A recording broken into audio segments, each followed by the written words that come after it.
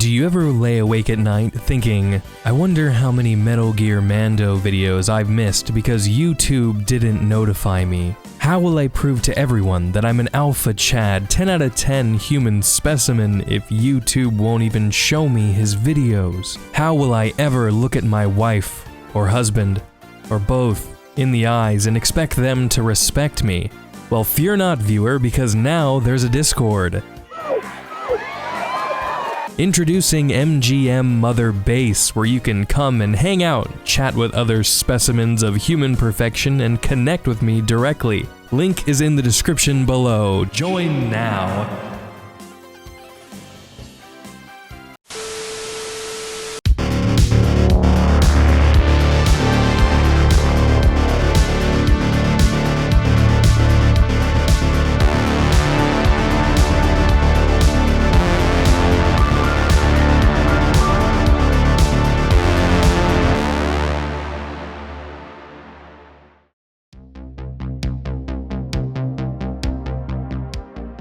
Hello there, ladies and gentlemen, and welcome back to the channel.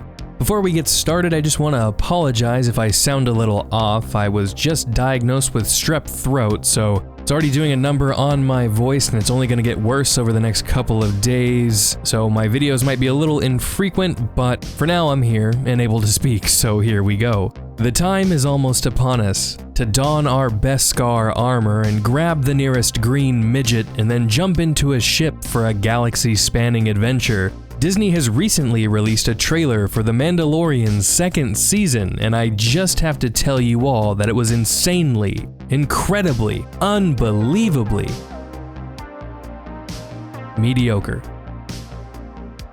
Woo! As a fan of the first season, which is certainly not without its flaws, I really found this trailer to be lacking, and it failed to deliver the hype. But I'd be lying to you if I said that I was completely uninterested in seeing where the story was going to take us. Join me in today's video where we're going to be taking a look at the trailer and discussing my concerns along with the potential of The Mandalorian's second season. We're also going to be covering some rumored behind-the-scenes drama during the filming, and I'll share my thoughts on what I think that could mean for the series.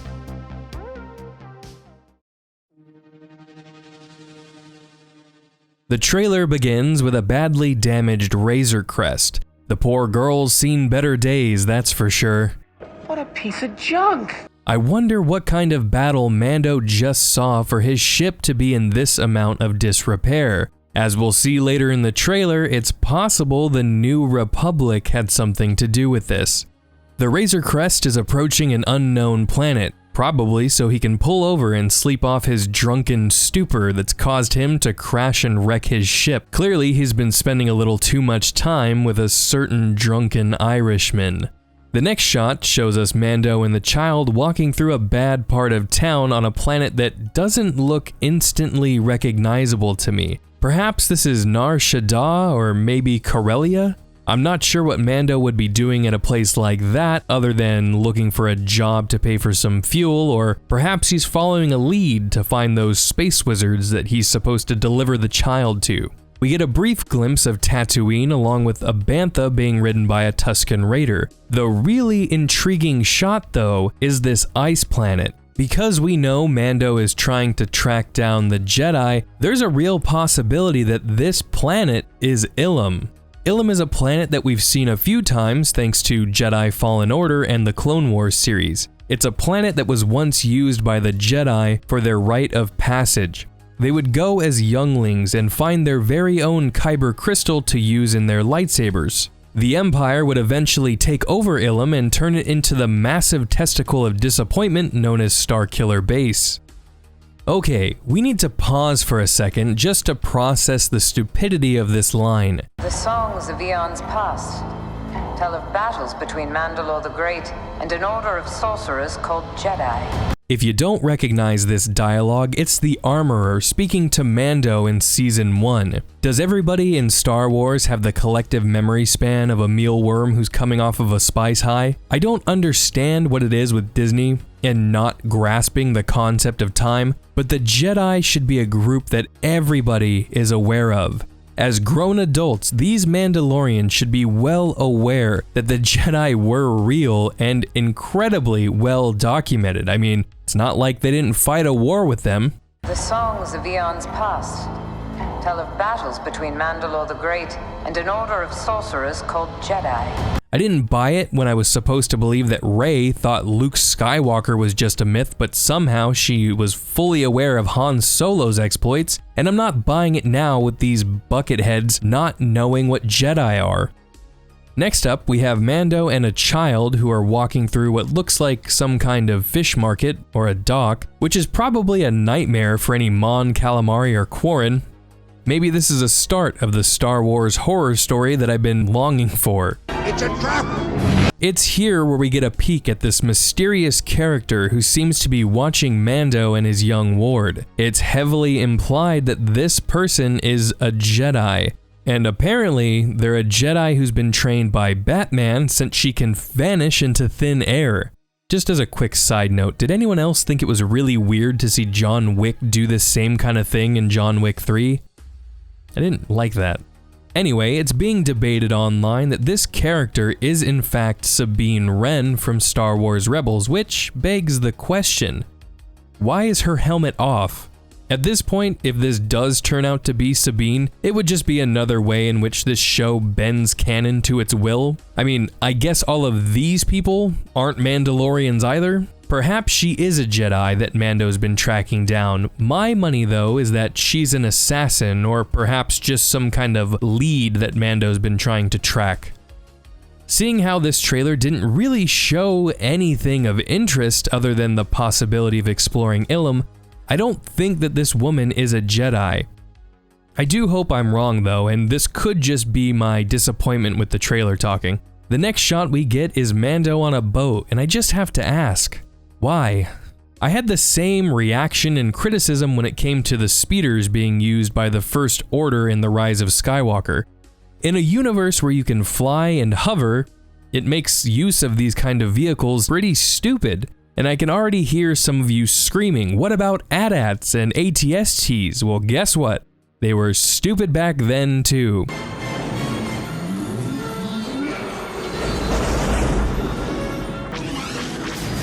I mean, we all know how effective they were on Endor. I still love walkers though, don't get me wrong, at least they're more original than a fishing boat.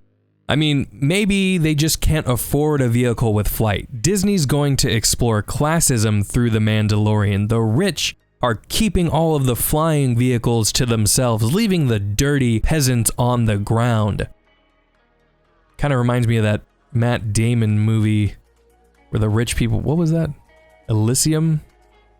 Next we see some New Republic X-Wings, Rebel scum, pulling up alongside the Razor Crest, and this could go one of a few different ways.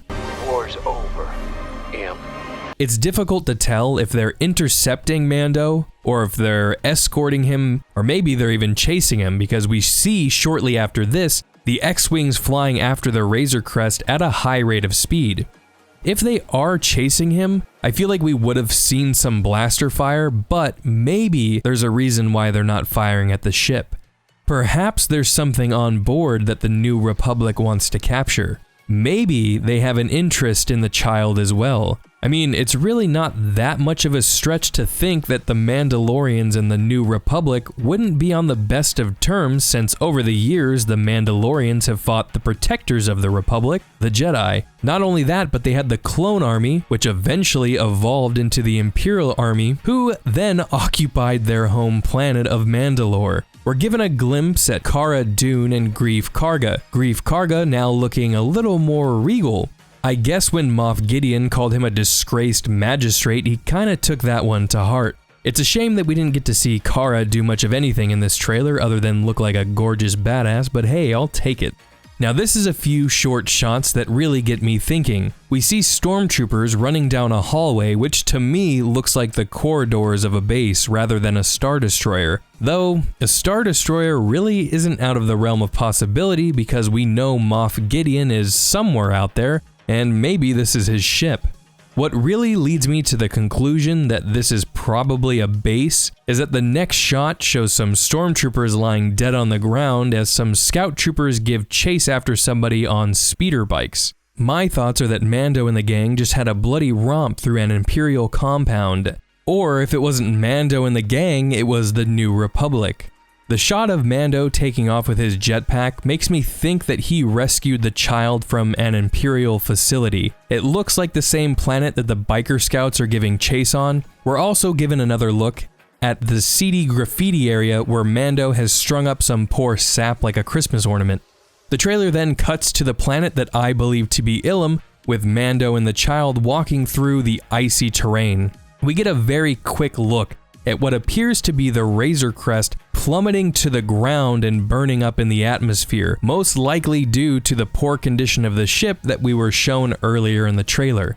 We're then treated to a shot of two green stick people cosplaying Gamorrean guards reenacting their favorite scenes from Rocky II Electric Boogaloo. The trailer's embarrassed by them, so it quickly cuts to Mike Wazowski, who's clearly fallen on some tough times. I guess always being cropped out of pictures drove him to a life of crime. As it turns out, Mike's actually a bit of a cunt, so he and his men attempt to betray Mando, and I just have to say, aim at his neck. The neck isn't armored, you soppy twat. Shoot him in the neck. The child then notices Mando preparing his Willowing Wispy Krispies and takes shelter in his egg. We hear a rough sex scene taking place off screen since Disney is a bunch of prudes, and then we finally see Mando launching what I can only assume to be a space dildo into the chest of a horny man. Horn-headed man. What did I say? And that ends the trailer for The Mandalorian Season 2. It's not the worst thing I've ever seen. I mean, we live in a world where the sequel trilogy exists, so I just feel like with all the news that we've heard for this season, we would have been given a glimpse into more of the story. As it stands right now, from what we were shown in this trailer, we have Mando trying to deliver the child to somebody again. This is exactly where we were in Season 1.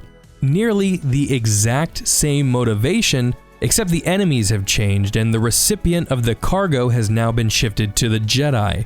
We get no mention of anyone like Boba Fett, Ahsoka, Bo-Katan, or Sabine, unless of course the character shown in this trailer was Sabine and we just don't know it yet. And let's forget about the hype legacy Star Wars characters. Where's Moff Gideon? I mean, last time we saw him, he was posing for a magazine cover on top of his crashed TIE fighter holding the Darksaber. Where are the survivors of the Mandalorian Enclave? Did the Armorer get off that planet as well? We don't even know if she's alive yet. How does the New Republic play into this? Are they working with Ahsoka Tano? I understand that this is a trailer, and I don't expect for everything to be spoiled. I mean, in a lot of trailers, they spoil major plot points in the film. That's certainly not what I want, but the Mandalorian Season 2 trailer just felt like it was on the bare bones side to me. I was really waiting for a hook moment. Imagine Moff Gideon doing some snarky Imperial monologue rather than that stupid monologue replaying from the first season where the Armorer's talking to Mando. Gideon could be making references to someone's kind being wiped out, thought to be a relic lost to time. As the audience, we could assume that he's talking to Mando about the Mandalorians, but throughout the monologue, we slowly begin to understand that he's making references to the Jedi. Gideon could say something to the effect of, "The devotion that you hold for your ancient religion is admirable, but sadly, it cannot save you, Jedi." And then Ahsoka off screen could say something like, "I am no Jedi."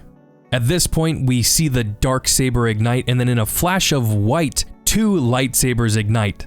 They don't even have to show Ahsoka, just something as a stinger at the end of the trailer that would really build the hype and get fans excited. Hell, I would have taken something as simple as to hearing those damn boot spurs again and Boba saying something short like a one-liner, "You're an easy man to find for a Mandalorian," and that would even help keep the implication that Boba is not really a Mandalorian himself. I'm hoping this trailer is not indicative of the season itself and is just a result of production troubles and issues behind the scenes. There are some rumors that there's trouble in a galaxy far, far away involving the man in the bucket himself, Pedro Pascal. Now, I want to be clear, what I'm about to go through are just rumors, and it comes from Grace Randolph and her Mandalorian Season 2 video. The alleged issue all stems from Pedro wanting to have his face shown more on camera, which seems a little bit odd to me. You think that he would have been aware of what he was signing up for and how things were gonna work on set, for the story, but it's not like it would be the first time a Hollywood actor got upset about not having their face shown for the entirety of a film or story. You betray the law! Grace claims to have 2 sources that confirmed Pedro's complaints, and relations between Pedro and the creative team got so bad to the point where he actually went to the higher-ups of Lucasfilm behind the backs of the creative team.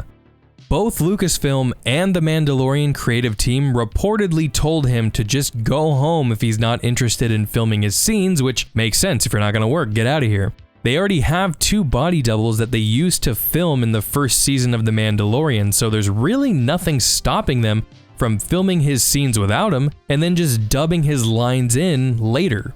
Bounding Into Comics wrote an article that outlined some interesting bits from Grace's video, which could highlight a direction that the show may take for Season 3. A link for this article will be in the description below.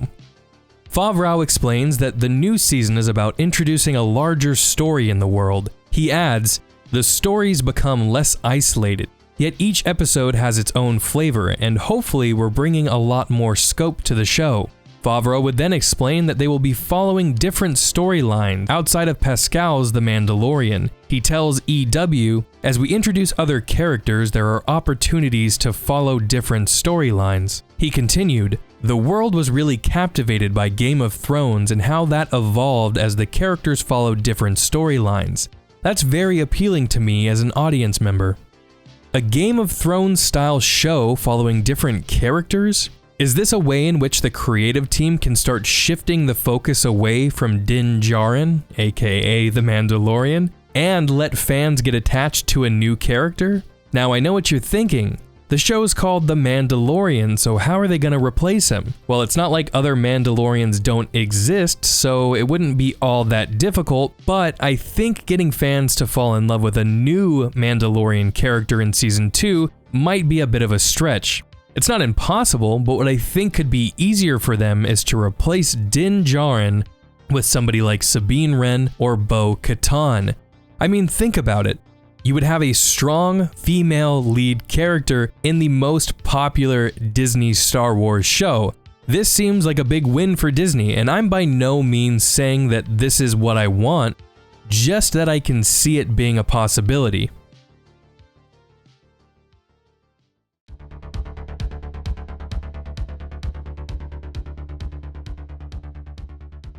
Now, with all that being said, I'll still be checking out the upcoming season.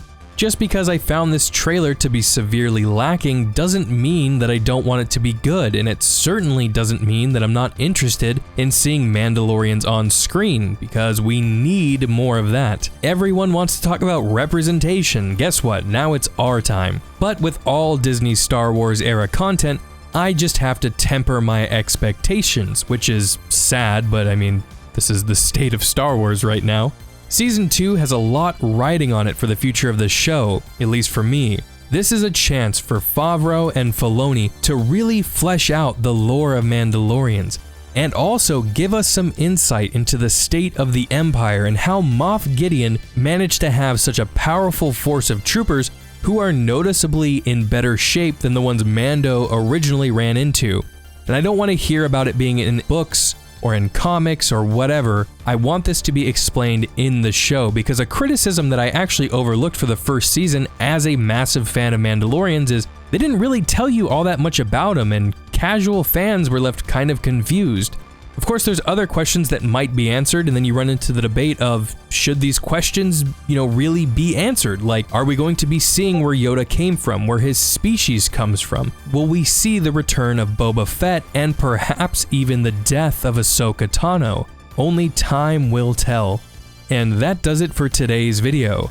and I have to say this was such a refreshing change of content. Even though Star Wars has certainly fallen from grace, I'm still a huge fan of the franchise. I think a lot of us are in that boat. As always, I want to know what you think about all of this. Do you share some of my thoughts and opinions on the trailer? Maybe you disagree with me. Is there anything that I missed in the breakdown? Let me know down in the comments below, and don't forget to join the Discord. The link is in the description, and I hope to see every single one of you there. If you like this video, drop a like, and if you really want to support my channel, hit the subscribe button, and be sure to hit the bell so you get notified of all of my future updates. But hey, if you join the Discord, all the notifications will be in there. Join the Discord. Don't forget to follow me on Twitter, by the way, at Metal Gear Mando. Thank you so much for watching, and until next time, stay safe, and I will see you in the next video.